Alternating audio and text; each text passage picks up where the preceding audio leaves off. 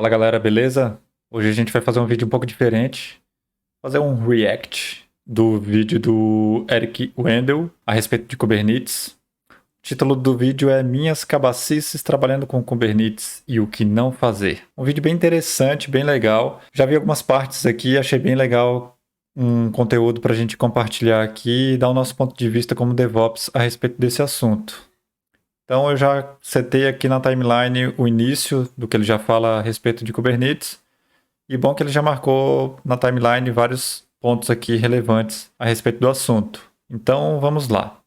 A primeira cabacice foi para configurar os certificados SSL direto do Traefik. Para você que nunca ouviu falar, ele é um proxy reverso, ou seja, ele vira como se fosse um segurança que fica na porta controlando cada acesso ao servidor. Todas as aplicações ficam indisponíveis para o mundo real. Se alguém quiser acessar o banco de dados, site ou sistema, obrigatoriamente precisa passar pelo Traefik. Essa é uma prática bastante inteligente para não ter risco de alguém invadir os seus sistemas e ele vira a camada de acesso à sua infraestrutura. E é por ele também que outros sistemas vão acessar suas aplicações via HTTPS. Então, necessariamente você precisa ter um certificado SSL.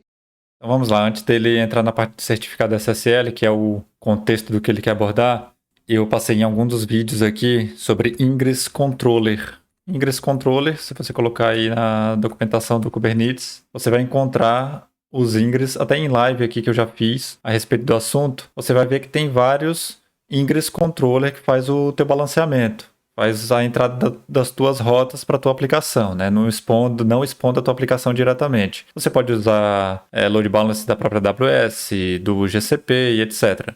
Mas tem alguns aqui que são repositórios open source ou fechados, mas que sejam separados, né? De algumas empresas separadamente. Então a gente tem aqui o Kong, o Nginx Ingress Controller, o da OCI, enfim, temos vários aqui e um deles é o Traefik. Traefik Kubernetes Ingress Provider, que é um Ingress Controller do Traefik Proxy. Então, é referente a isso aqui que ele está falando.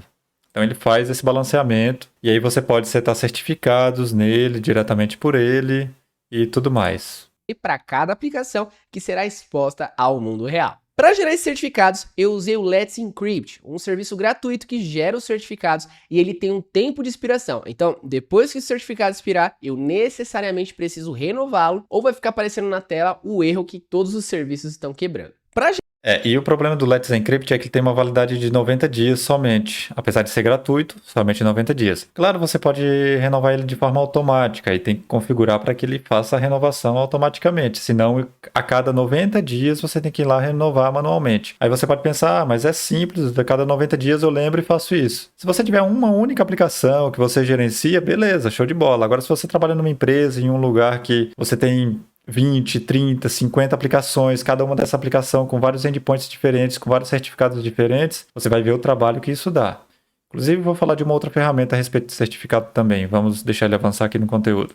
Para gerar certificados sempre que eles expiram, eu instalei o Cert Manager seguindo esse tutorial aqui. E depois de fazer uma demonstração com sucesso, deu tudo bom, só que me geraram muitas dúvidas. No post, a pessoa ensina a gerar um domínio para a aplicação e deu a entender que para cada site eu precisaria manualmente gerar um novo certificado. É algo como, meu site é o EW Academy. Se eu quiser acessar o api.ew Academy, eu preciso de um certificado diferente. Minha configuração de domínio está também no Azure e eu tentei por semanas criar um certificado wildcard, ou seja, aquele que tem o asterisco, ponto e o nome do domínio, onde você poderia usar um certificado para todas as aplicações. Bom, eu gastei quase uma semana batendo cabeça nisso, não encontrei como fazer, todo o tutorial era bem complexo e nem o ChatGPT estava ajudando. Então eu resolvi fazer do jeito do tutorial, criar cada certificado manualmente e deixar o gerenciador de certificados se encarregar de renovar os novos. Em resumo, esse gerenciador de certificados bate um serviço externo para validar a autenticidade e me deu muito trampo descobrir que ele demora uns minutos para gerar o certificado.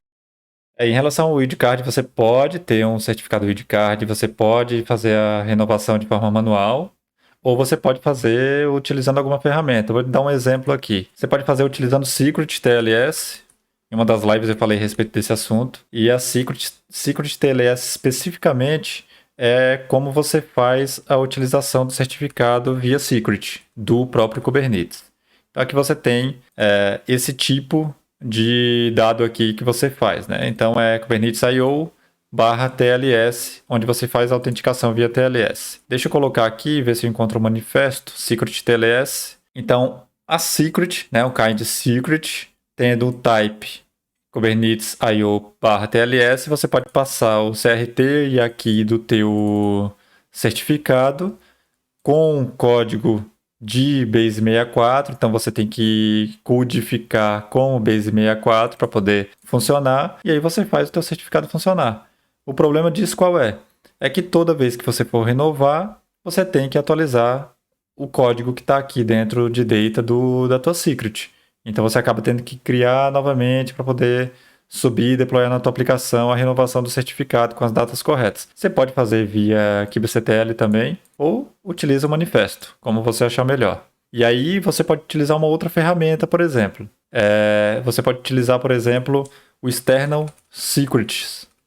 External Secrets ele vai fazer a renovação de forma automática, mas aí tem que configurar uma store. Então aqui ele mostra, né, na introdução, batendo nos namespaces e ele fica verificando, ele fica fazendo a verificação, né? É um operator que fica lá validando se o teu certificado está ok. E aqui ele tem as APIs, né? Uma external secret, uma secret store e um cluster secret store, cada um com a sua função. Um armazena a secret e o outro fica batendo lá. Então aqui só para dar um overview, para a gente não se estender muito nesse assunto, você pode utilizar esse cara com a tua store, armazenando a tua secret ali especificamente, com teu ID, etc e tal. E aqui no external secret você tem um refresh interval que ele vai fazer a verificação de acordo com o tempo que você colocar. Então ele vai ficar validando se o teu certificado foi renovado ou não, de acordo com o tempo que você coloca aqui, como se fosse um cron. Validou que aquele certificado expirou, ele pode fazer a renovação. Aí tem que fazer todas as configurações, posso fazer um vídeo depois sobre isso. Mas é isso que eu tinha para falar a respeito desse assunto especificamente.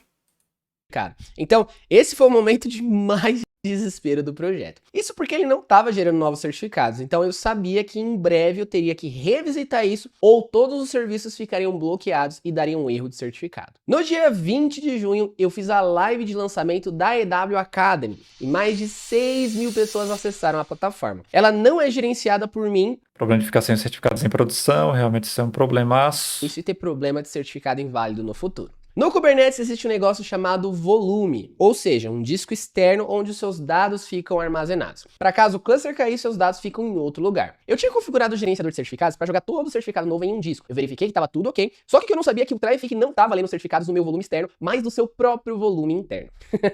Você já deve estar entendendo aonde eu quero chegar, né? Rodei uma atualização de configuração no Traefik para ele gerar os certificados, e assim que eu terminei, eu fui em uma das minhas páginas e pá, erro de certificado. Eu pensei, mano, não é possível que isso aconteceu. Eu entrei em outro site, pá, erro lá também. Nesse momento eu confesso que eu quase tive um ataque. O fato de ficar sem certificado significa... Geralmente isso acontece quando você não consegue ler o volume, e aí tem alguns fatores. Geralmente você não tem acesso àquele volume, algum container pode não estar conseguindo acessar e tal. Vamos ver aqui qual era o problema dele, né? Coloquei aqui um pouco mais rápido, mas eu acho que a velocidade normal já é o suficiente. Vamos deixar assim mesmo.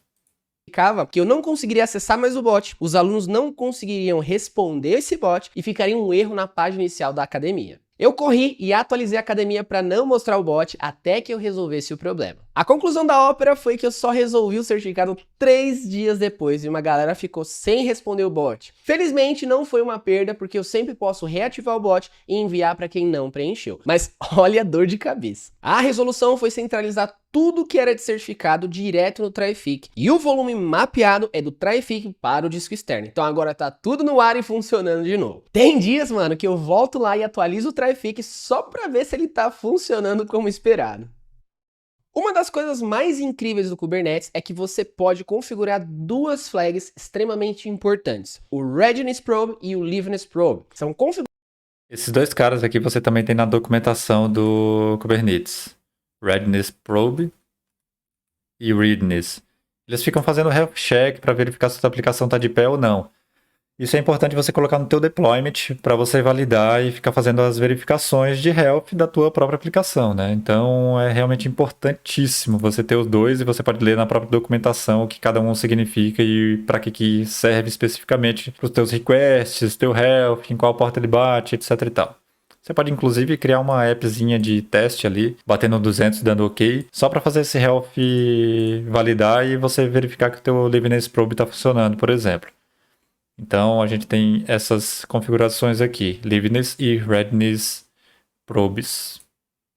configurações que fazem o Kubernetes constantemente bater em uma URL para descobrir se a aplicação Tô continua chovendo numa olhada, respondendo né? Falando que normalmente. ele Caso algum erro vai inesperado falar. aconteça, o Kubernetes sobe outra cópia automaticamente e exclui as que não estão funcionando. Aqui, para inteligência de negócios, relatórios sobre a saúde da empresa e informações de alunos, nós usamos o Metabase, uma ferramenta open source gratuita que eu tô apaixonado em quão poderosa é. E cria uma nova. Só que o volume configurado no Metabase, ele estava definido como read write once, ou seja, só um. Isso é extremamente importante. Vamos só continuar aqui, porque eu tenho algumas coisas para falar a respeito de read write once e esse tipo de questões de acesso em relação aos volumes. O container poderia acessar o volume por vez. O Kubernetes é tão inteligente que ele sobe uma cópia nova antes mesmo de encerrar a antiga. Isso para você não perder conexões ou estourar erro na cara dos seus usuários. Então, ele subiu um container novo, deu o erro de mais de um container tentando acessar o mesmo volume e então caiu foi tudo, mano. Exatamente. Isso aqui é bem importante também. Eu acho que eu já falei em alguma live. Read, write, once. Isso aqui é quando você usa persistent volumes, tá? E aí você tem no teu persistent volume o tipo de acesso que você precisa ter, né? No teu persistent volume claim, o tipo de acesso que você precisa ter. Deixa eu ver se eu pego um exemplo aqui na própria documentação. Vejam que eu estou acessando somente a documentação, né? Então deixa eu pegar aqui. Aqui a gente tem o access mode, read, write, once, RWO. Aqui o tipo de reserva, persistent volume claim, o tipo de storage class, storage class name. Deixa eu pegar um que tenha essa informação especificamente que a gente precisa. Persistent volumes, aqui. Então, o persistent volume, ele precisa ser montado de acordo com uma storage class que você tenha. O acesso, o tipo de acesso dele pode ser read, write, once. Vamos colocar aqui, ele já vai dar algumas informações. O volume pode ser montado como read, write, por um único nó. Ou seja, uma única VM que está dentro do teu node pool, do teu cluster, vai poder acessar o teu volume. Ele ainda pode, o modo dele, né, ainda pode acessar e permitir acesso de múltiplos pods para acessar o volume quando os pods estão executando no mesmo node. Ou seja, né, para pods, para únicos pods, por favor, leiam read, write, once pod. Então tem ainda essa outra feature aqui, que inclusive é da versão 1.29, que está na stable agora.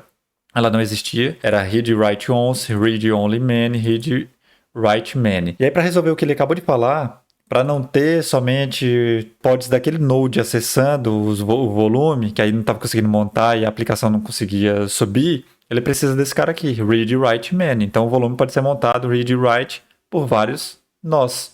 E é isso que ele precisa. Só que às vezes não é tão simples de resolver, porque às vezes o teu NFS, o teu serviço de volume não permite esse tipo específico de access mode. Então é importantíssimo ver isso. Já passei um problemaço com isso com um site em WordPress, onde você tem várias formas de montar lá no GCP. Poderia usar o File Store, mas o File Store pode ser utilizado no mínimo 1 tera, se eu não me engano, que dá um preço bem caro. Eu precisava de um volume de 10 GB só. Então não valia a pena pagar aquele preço para utilizar um read write many. E eu ficaria locado, né? Então valeria muito mais a pena eu ter um read write once, ou até mesmo, digamos assim, ou um many que fosse no NFS, por exemplo, um único volume montado em algum outro lugar, que fosse um disco persistente ou algo nesse sentido. Aí tem que fazer todo o trabalho para poder executar esse tipo de ação e montar esse tipo de volume. Nesse caso, a solução foi manualmente deletar todas as réplicas para que só tenha uma processando e aí ele voltou a funcionar. Aí foi criar um novo volume com a configuração read write many, onde vários containers podem ler e escrever no mesmo disco. Isso é um erro bastante comum e você só fica sabendo quando o erro já aconteceu. A prática é deixar o Kubernetes criar novas cópias, dependendo de quantos pedidos estão sendo feitos no cluster, e o próprio Kubernetes eliminá-los caso não precise de mais recursos. Só que, se você não colocar essa configuração do read write many, o auto-scaling de containers não vai funcionar. E pior, em casos de excesso de memória como eu... O auto-scaling não funciona porque não consegue acessar os pods de outros nodes. Então, se você tem o read write once, que você acessa somente os pods daquele node específico, acessa um volume. Se você tem um node, beleza, resolvido. Se você tem 2 ou 3 máquinas dentro daquele node pool, você acaba tentando, os pods dos outros nodes vão tentar acessar o volume, não vão conseguir. E aí vai cair, que é exatamente o caso que ele estava. Então, você não tem escalabilidade nesse sentido, porque se você quer subir, fazer um autoscale de máquinas, por exemplo, né, de nodes, não vai adiantar, porque os teus pods não vão conseguir acessar o volume e aí você não vai conseguir resolver o problema.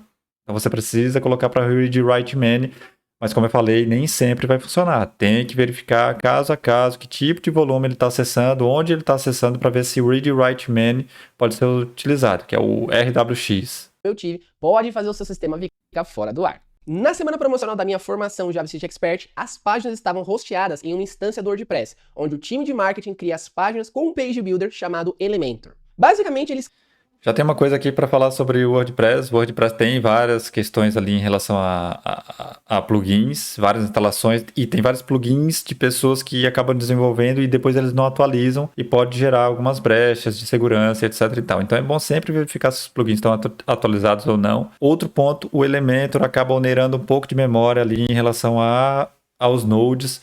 Então verifique se as máquinas que você está subindo vão suportar edições. Vamos supor, você tem vários editores, eles ou várias pessoas desenvolvendo ali, criando páginas, essas pessoas acessando, você vai ter erro de memória em relação ao Elementor, porque ele carrega bastante e consome bastante em relação à memória. Em relação a cache, geralmente utilizam plugins para tentar cachear e resolver esse problema, para não ficar acessando muito o servidor, senão você vai ter impacto com memória. Então o WordPress tem essas questões a serem verificadas. Aí você pode utilizar, tem WP Rocket, WP Faster, enfim, tem vários plugins do WordPress para resolver esse tipo de problema. Eles criam as páginas na base do drag and drop ali, sem necessariamente ter que conhecer sobre HTML, CSS ou JavaScript. Nesse dia em específico, recebemos um tráfego elevado de pessoas e o WordPress processa os dados no servidor para só então entregar para os clientes. O meu time começou a falar que as páginas estavam fora do ar, eu requisitava a URL e estava funcionando perfeitamente. Eu até pensei que fosse algo de internet deles. Passou-se um dia e um amigo me chamou e disse que a página tinha caído. Eu acessei e não tinha caído. Eu falei, mano, me manda o print para eu dar uma olhada. No print dizia erro 404, ou seja, o Trafic não estava encontrando o container, o que me dizia que o sistema estava fora. E aí, o que poderia ser? Desde o dia 0, para diminuir o processamento, nós instalamos um plugin de cache, para evitar ficar processando os dados toda hora e só entregar a página estática para os clientes. O problema é que o cache estava mal configurado, e 80% do processamento ainda estava feito dentro do servidor, e aí o que aconteceu? Porque nos plugins de cache não adianta você só instalar no WordPress, você tem que configurar quais páginas você quer, que tipo de arquivos, tem arquivos que você pode minificar ou não. Às vezes você minifica um JS, um JavaScript ou um CSS, ele vai quebrar a formatação do teu site. Então tem que tomar cuidado, porque cache é um negócio bem complexo de resolver. Porém, tem que aplicar, senão vai onerar recursos da tua máquina.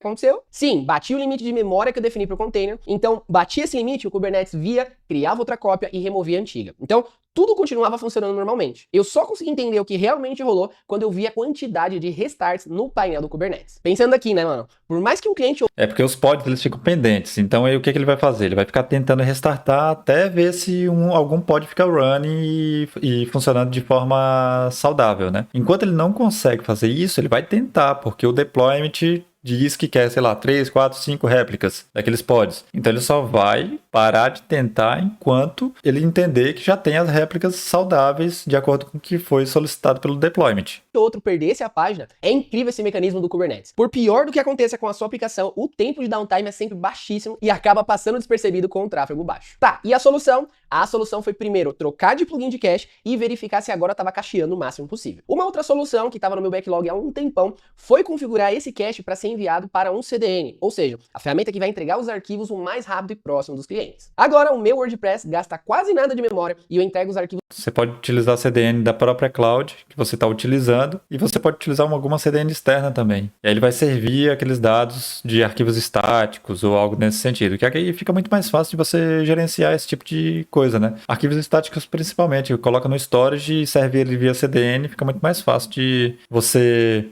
entregar esses arquivos para o cliente, né? Para o usuário que está acessando a tua aplicação. O mais rápido para os clientes sem gastar horrores.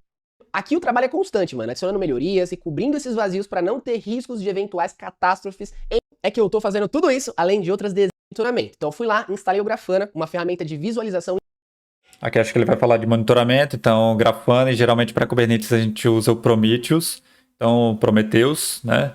Prometheus ele serve para fazer a coleta das métricas, ele já vem com algumas stacks. Se você instalar pelo Helm, por exemplo, o Prometheus, você vai pegar aqui, ó, Helm, Cube, Stack, pode ser e Stack Prometheus. Ele já vai te dar aqui, ó, escrevi errado ali, é Prometheus, já está aqui. Artifact Hub já tem aqui a stack, e aí ele já te mostra aqui a instalação via Helm e tudo que ele vai ter, né? Aí tem o CIDs, tem Alert Manager, Pod Monitor, Probes, agents do Prometheus para ficar fazendo as coletas, Service Monitor, regras do Thanos e etc. E aí você vai ver que tem vários... Aqui tem os templates, tudo. E aí ele tem as aplicações aqui. Deixa eu pegar, não sei se é esse especificamente, porque tem vários recursos. Ele tem dependências aqui. É isso aqui, ó. Deixa eu aumentar aqui um pouquinho. Tem dependências aqui do QB State Metrics, que é do próprio Prometheus, Prometheus Node Exporter, que vai ficar fazendo as coletas dos nodes, e ele já tem o Grafana instalado. Com esse Helm install aqui, basicamente, você já instala a release do Prometheus, né, e o repositório do Prometheus com toda a stack completa para tua aplicação. Porém, tem uma situação. As coletas vão ser armazenadas em um local.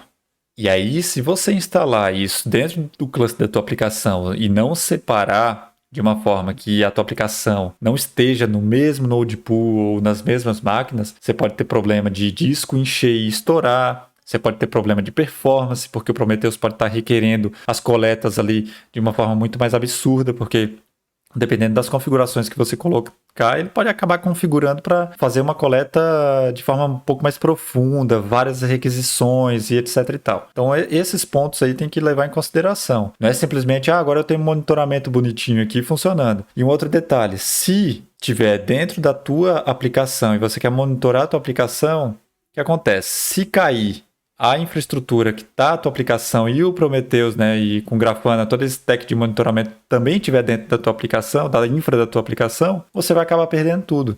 Aí você não vai receber alerta, você não vai receber nenhuma mensagem a respeito desse assunto, do problema que ocorreu, porque caiu tudo.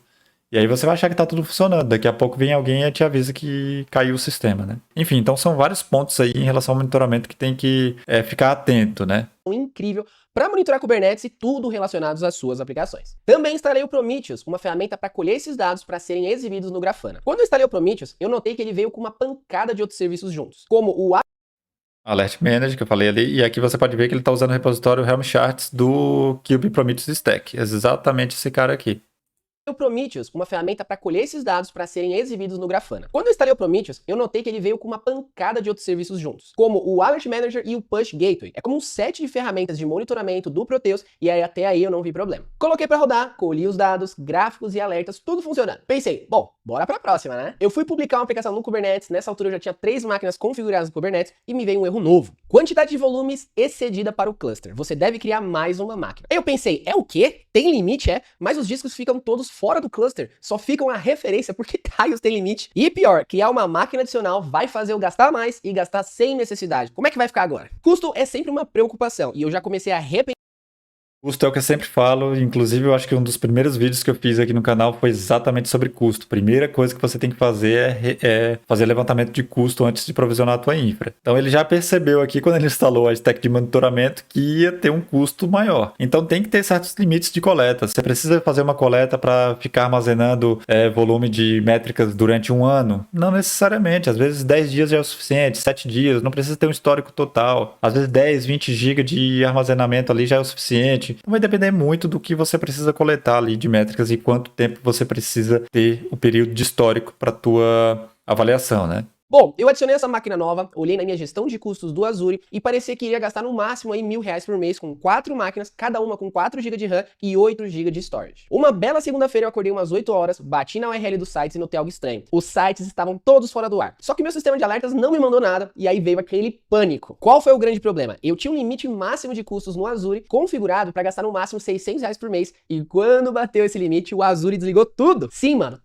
Olha, no caso dele, ele tinha uma regra para desligar tudo se batesse o custo, beleza. Ele poderia não colocar uma regra, né, de desligar tudo, que aí é um risco que se corre. Ele poderia colocar simplesmente um alerta que ele recebesse quando alcançasse 80% do custo que ele coloca como limite, né? E aí ele receberia um alerta, bom, já bateu isso, aí ele verificaria para tentar entender qual é o problema antes de chegar no teto de limite de gasto que ele colocou. Então ele já resolveria isso para não derrubar a aplicação. Mas você viu, caiu por um outro motivo, né? Por custo. Porém, esse custo aumentou provavelmente porque a quantidade de coletas ali estava sendo exacerbada, né? Então, provavelmente com algum aquele que ele tinha, o custo aumentou e aumentou a quantidade de máquinas ou de volume, justamente porque o nível de coletas também aumentou. Tudo, meu DNS, meus discos, minhas aplicações, meus bancos de dados, meu cluster Kubernetes, até o domínio caiu. Ou seja, até a academia ficou indisponível. Todo o sistema de alarme estava publicado no Kubernetes. E como ele ficou fora do ar, eu não recebi nada. Então, das meia-noite às 9 da manhã,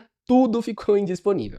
Isso mesmo que eu falei antes, né? Então, se a tua stack de monitoramento estiver dentro do mesmo cluster da aplicação e o cluster da aplicação cair, você não vai receber alerta. E é bom ter redundância, né? Além do monitoramento que você vai fazer, você tem que ter pelo menos uma redundância para tentar deixar o teu monitoramento sempre esperto, vamos dizer assim, né? Sempre funcionando. Então, o que aconteceu foi caiu tudo, o alerta estava dentro desse tudo, e aí simplesmente ele não recebeu mais nenhuma informação.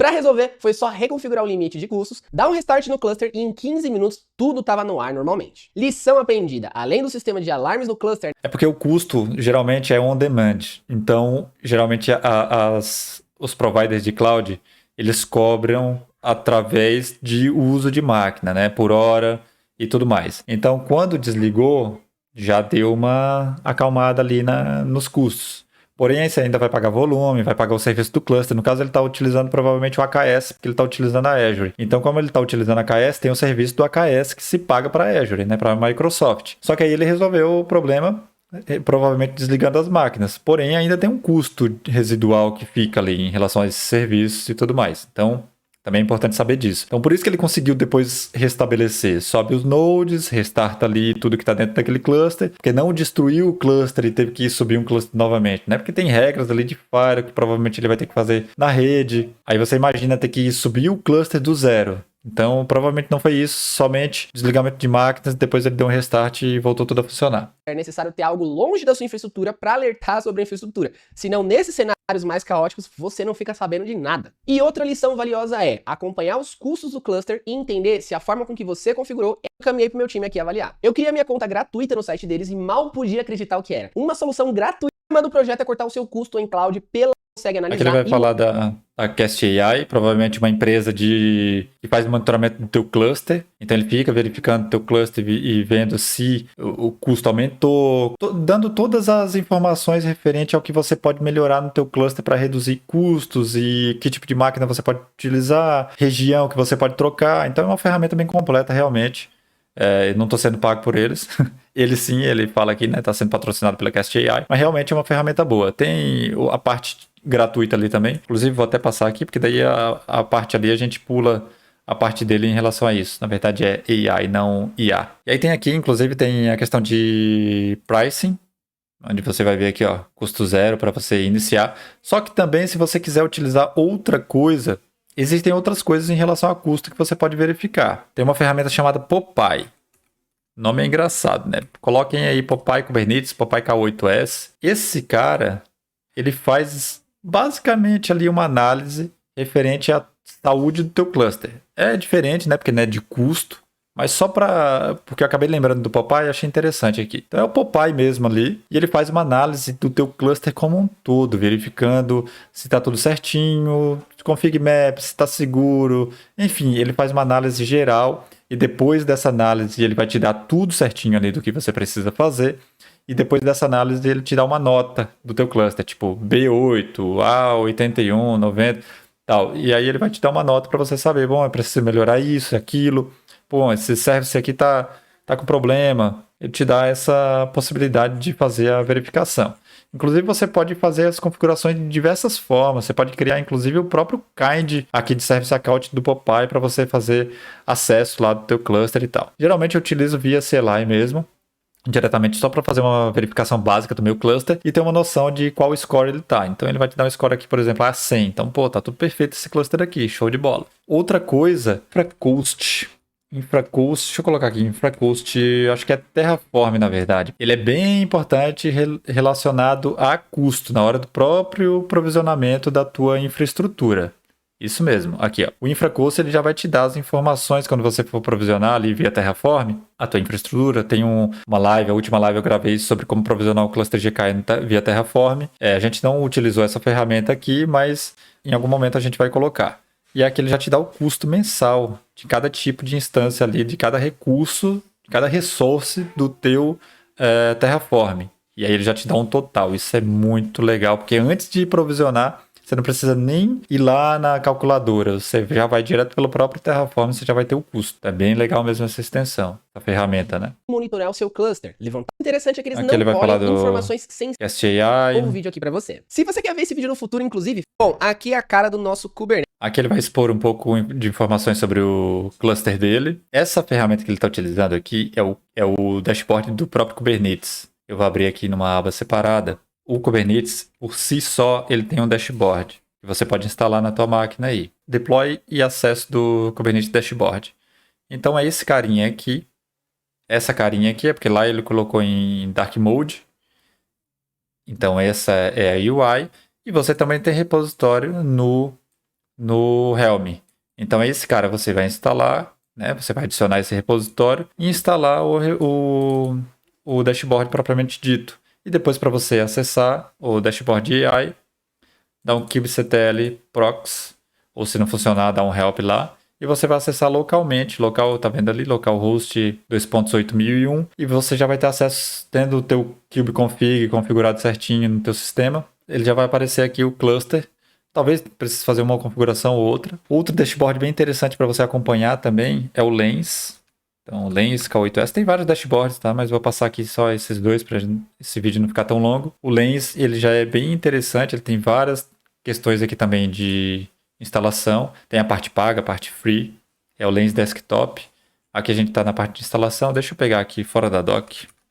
Lens K8S para mostrar o site. Então aqui ó, tem um exemplo aqui do painel administrativo dele, né, do dashboard. Você consegue verificar logs e tudo mais. Inclusive você consegue instalar o Prometheus ali diretamente por ele. E você tem a parte de monitoramento que você pode configurar. Só que esse cara aqui você baixa ele diretamente para a tua máquina e você tem ele como aplicativo, né? Ó, pode baixar para Linux, macOS, Windows. No caso do... Você também pode fazer uma instalação, né, se você quiser. Mas geralmente a gente utiliza dessa forma aqui mesmo. Localmente e fica fácil de configurar também, bem tranquilo. Cara, tem um monte de aplicações rodando aqui. Aqui ele vai né, mostrar tem basicamente aplicações... vai mostrar basicamente o cluster dele. Deixa eu ver aqui. Ele vai falar do Cast AI, inclusive o que eu falei ali, né, custo zero. Aqui ele vai mostrar como configurar dentro do Cast AI, algumas questões de dicas que o Cast AI fala para ele, de melhorias e tal. Isso aqui a própria Cloud Provider também dá essas informações, tá? Você pode configurar para fazer isso. Google Cloud, Azure e AWS. Eles te dão alguns insights de melhoria do teu cluster, alteração de região e tal, para você reduzir o teu custo. Parece um tiro no pé, mas é uma ferramenta que a própria Cloud já oferece, porque ela sabe que muita gente nem usa. A gente só deixam lá e muita gente não utiliza essa ferramenta para fazer resize de cluster e tal. Geralmente o pessoal pensa assim, tá funcionando, deixa quieto. E eu faço. Só para deixar claro aí. Redução de custo é comigo mesmo. Ele vai mostrar aqui, geralmente, Cast AI. Acho que é isso, galera. Ele falou várias questões aqui interessantes. Várias coisas aqui interessantes. Valeu aí, Érico Wendel. Foi bem legal aqui esse teu vídeo.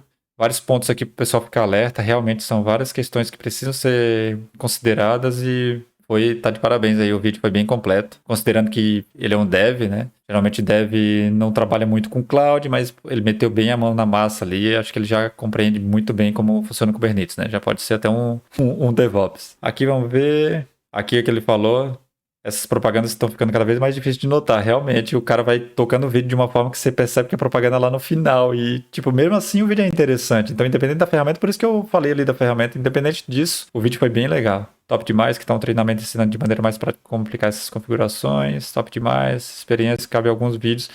Isso aqui com certeza. Inclusive, dá para se inspirar para fazer vários vídeos aqui. Eu tenho vários vídeos aqui listados para fazer no canal pra gente poder trabalhar com isso. O Stress Test integrado também é interessante. Ó, falando de Stress Test, você pode utilizar... Tem várias ferramentas de stress também. De teste de carga. Locust, K8S. Você pode utilizar esse cara aqui. Vou até pegar aqui, ó. Tem um repositório oficial. Aqui é o repositório de alguém, né? Deixa eu pegar o repositório oficial. É esse cara aqui, que é um operator que fica ali validando. Então você pode fazer teste de estresse, de carga e etc e tal. Então isso aqui é bem legal. Eu já utilizei ele. E se você vacilar nas métricas ali que você coloca, ele vai derrubar teu cluster. O bichinho é pesado mesmo. O K6S também, se eu não me engano, você também pode utilizar para esse mesmo teste de carga. Também uma ferramenta open source aqui, integrado com Grafana e tudo. Então são ferramentas bem legais. Então é isso, galera. Foi um react rápido aqui. Achei interessante quando eu vi uma parte do vídeo, vi a chamada ali. Já faz até alguns dias que eu queria gravar esse vídeo, né? Ele já publicou há 9 dias. Mas achei bem interessante